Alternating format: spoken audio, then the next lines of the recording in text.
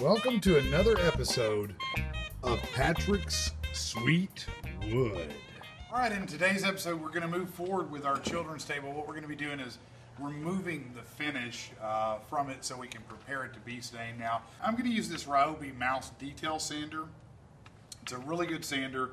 You can equip it with a lot of different things, and it's very easy to use, easy on the hand. Now, I have made a commitment to Noah. He felt like I overused the word wood too many times in the last episode, and he's a little embarrassed, so I'm not going to be saying wood as much today. All right? All right, so let's get started. I'm also teaching him how to do this at the same time. So when you use your sander, okay, you always want to go with the grain, with the flow of the grain. Just if you think about the grain like water, you're going with the flow of the water. All right, and you just want to go in a real smooth rhythm. You don't want to go too fast. You don't want to go too fast, because if you go too fast, you get finished too fast, you're going to have a lot of problems, messes. Go real smooth with her, just like that. See, now I'm going to show you. Always helps if you have power to your tool. Can you go flip that switch again real quick?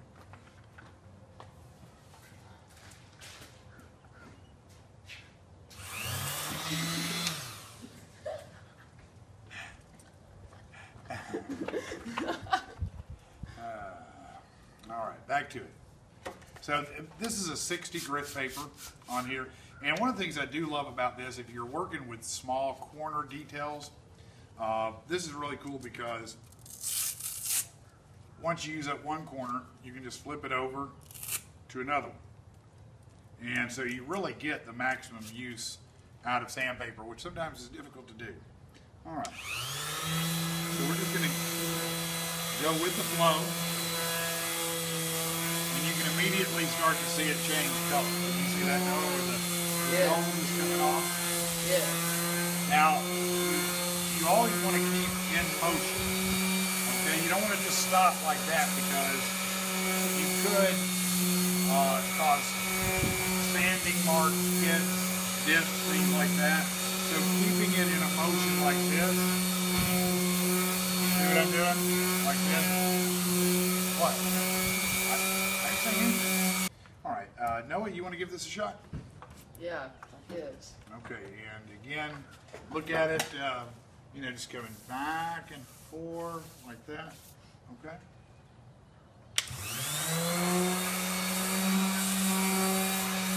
Hey man, hold on, stop. You're doing it like a rabbit. You're going too fast. This lady right here wants you to go nice and slow, like Usher said. Take it nice and slow, okay? Nice and slow, that's a key. Not too slow, but not too fast. Right in the middle, go.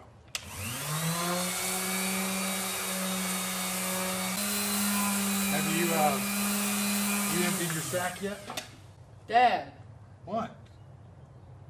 No, this, man. This is a vacuum-oriented sander. So one thing it does to avoid as much sawdust is it vacuums up into this sack as much as it can. All right, now one key element to getting sweet wood is when you're working with equipment like this, you got to always empty your sack.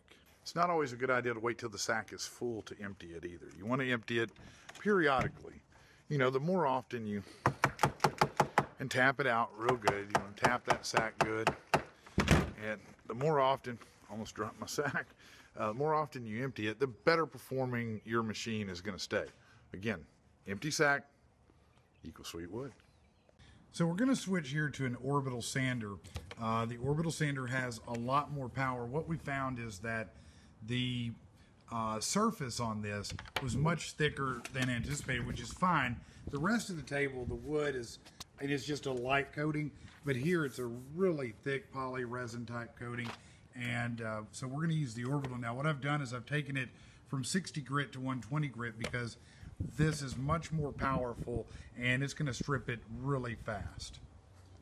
All right, so of course we got the orbital sander and took it down really quickly with the orbital sander.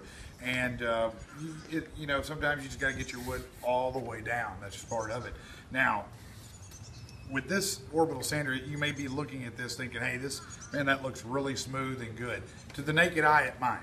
But when you're using an orbital sander and you're using a grit that's designed to strip finishes, there are lots of marks here that you can't see with the naked eye. But if you put stain and clear coat on it right now, it's going to have a ton of marks in it. You don't want marks on your wood, right? I mean, you want a nice, smooth piece of wood that looks good, right? Am I right?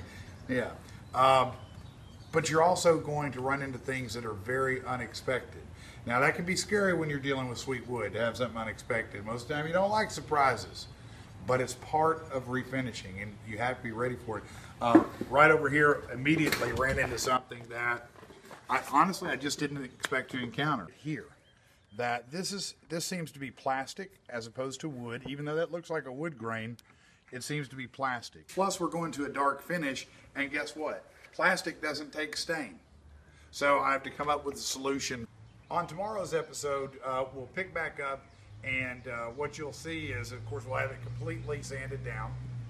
So the wood should be beautiful, as good wood should be, sweet, good wood. But we're going to have to deal with these problems. So I'm going to show you how we deal with these unexpected problems with your wood. Nobody wants unexpected problems with their wood, but we're going to deal with those unexpected problems, and it's still going to come out great.